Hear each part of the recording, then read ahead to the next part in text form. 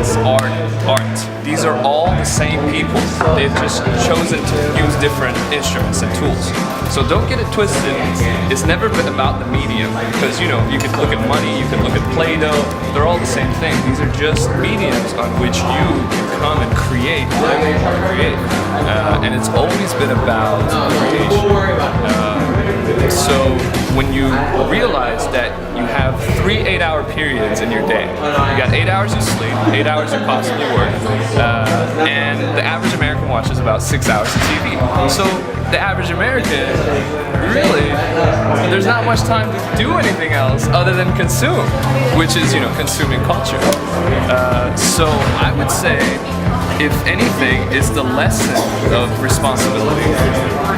Not only responsibility, but independence. Remember our Independence Day? But what is dependence? Dependence begets, slavery, if you really think about it. What if we were to just mimic the philosophy of the brain itself? How does the brain actually work? You see, there is no center to consciousness, so that means that the way your brain physically works, there is not one neuron that controls everything in your brain, and then in turn controls you.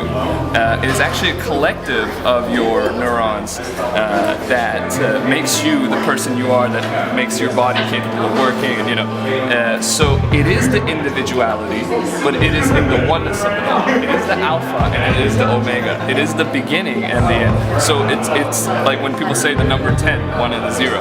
Well, we're looking at the 0 as something that is empty, but the 0 is actually something that is whole, which is really what we need to be. Is we need to realize that there are two sides to things. There is a black and white. For example, the yin yang. People may only look at black and white. But me personally, I look at the line in the middle, which is the choice, and the circle on the outside, which is the whole. So if you really want to break down your identity, it's always just been a choice, but it is what you've taken away from the experiences in your life that has brought you to the place that you are today. And all it is that there is nothing happening but right now. So the past, you cannot blame it. The future, you can make it. These things are arbitrary because you have no control over them. And so the only thing you do have control over is the present moment in time. And it's not about control either. It's actually about a cooperative, but yet, it's a cooperative effort, but it's also the individual too. So you have to realize that it's the individuality and the oneness of it all, and that's pretty much my message. Awesome, yeah. Thank you.